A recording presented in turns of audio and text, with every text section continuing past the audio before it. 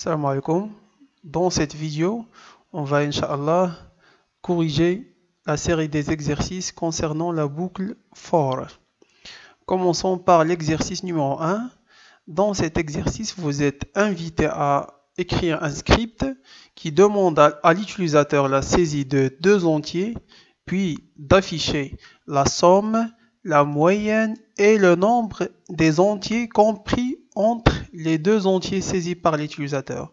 Mais on doit d'abord vérifier que les deux entiers sont différents et que le deuxième entier est strictement supérieur au premier.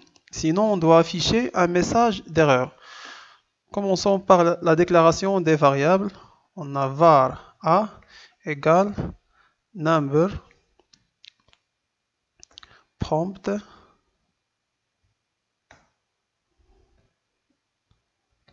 saisir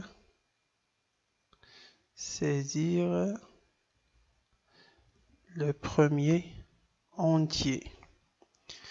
Dans cette ligne, on a récupéré la valeur introduite par l'utilisateur et la convertir en nombre. Var b égale number prompt saisir le deuxième entier. On aura aussi besoin des variables pour compter les entiers compris entre A et B. On va déclarer var nbre par exemple. On doit l'initialiser avec la valeur, par la valeur 0. Et on a aussi somme. On va l'initialiser avec la valeur 0. Après, on doit tester si les deux entiers sont différents. Pour cela, on va utiliser une condition. If la valeur de A égale à la valeur de B, dans ce cas, on va afficher un message, soit en utilisant la fonction alerte ou console.log. À vous de choisir. Utilisons la fonction alerte. Les deux entiers sont égaux. Là, on a affiché un message à l'utilisateur pour lui indiquer que les deux entiers sont égaux. Else, sinon si, else if A est supérieur à B, c'est-à-dire si le premier entier est supérieur au deuxième, il faut afficher un message d'erreur.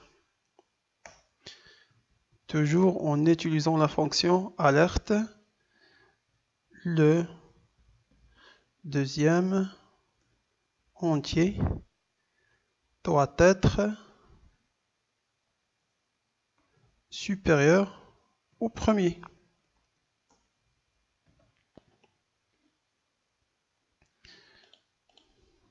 Ajoutons des points-virgules. Maintenant, si les deux entiers sont différents et que le deuxième entier est supérieur strictement au premier, dans ce cas, on doit calculer la somme, la moyenne et le nombre. Else, sinon. Maintenant, on va utiliser une boucle for. Là, il faut traiter les entiers compris entre les deux. Pour cela, on va initialiser la boucle par la valeur i égale a plus 1. La condition, c'est que i s'arrête avant la valeur de b. Et là, on a une incrémentation de l'indice de la boucle qui est I.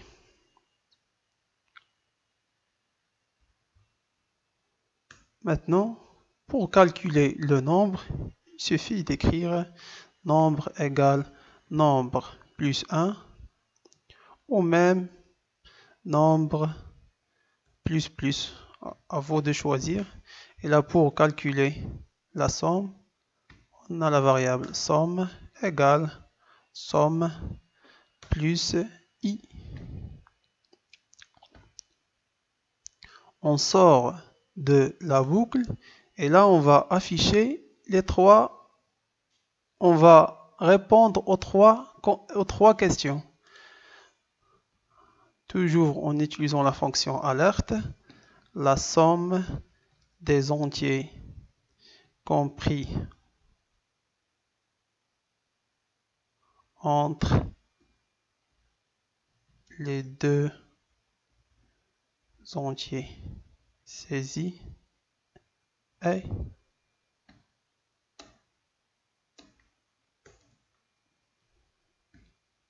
somme.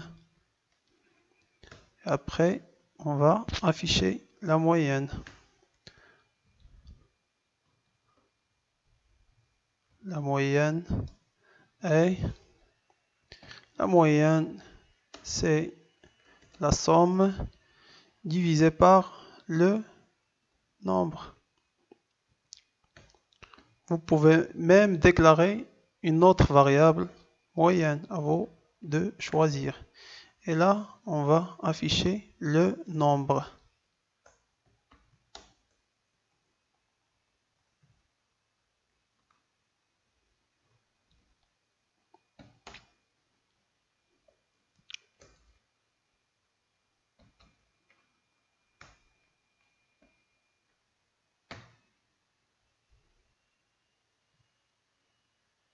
Maintenant, on va tester.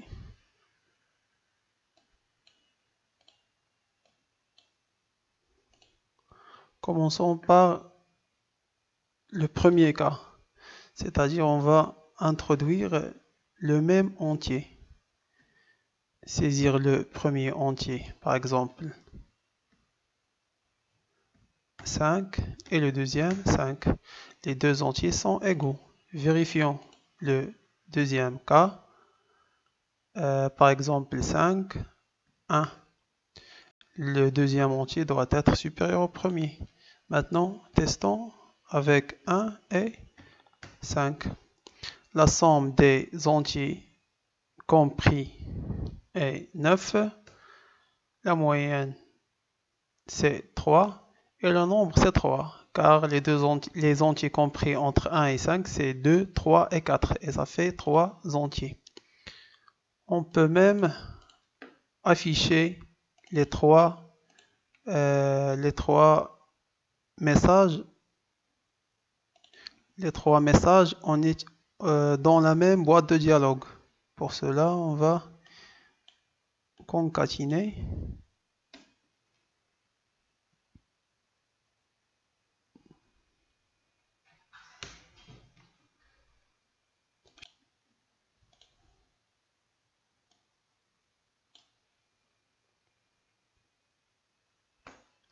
On va ajouter anti/n pour retourner à la ligne.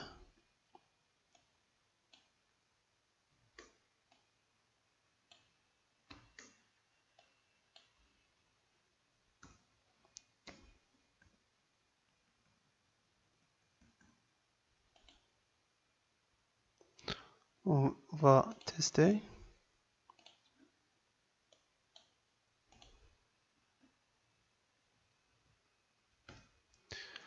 La somme est 9, la moyenne est 3 et le nombre est 3.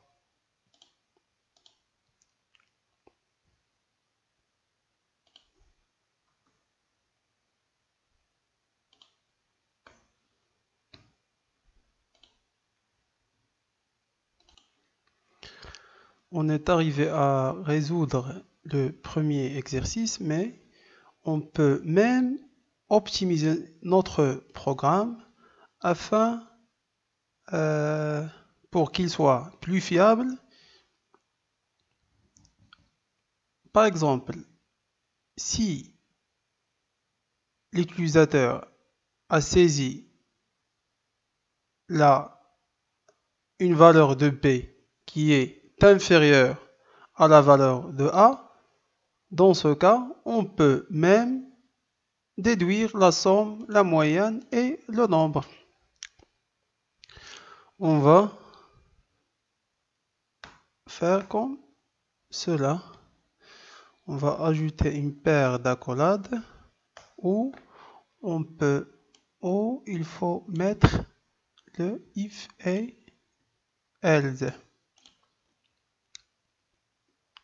Maintenant, si A est supérieur à B, à la place d'afficher un message d'erreur, on peut compter en utilisant toujours la boucle for.